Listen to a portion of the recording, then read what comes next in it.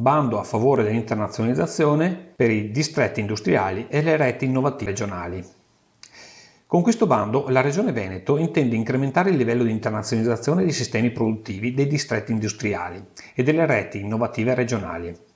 Gli interventi ammissibili sono quelli relativi a progetti attuativi di interventi che riguardano la realizzazione di attività volte a sviluppare percorsi di internazionalizzazione, manager, partecipare a manifestazioni fieristiche del distretto industriale o della rete innovativa regionale, introdurre o rafforzare la dimensione dell'e-commerce, creare canali di incontro tra domanda e offerta.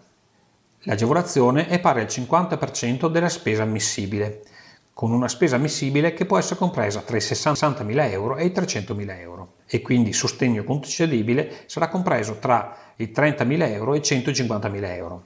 Scadenza della presentazione delle domande il 5 ottobre 2017.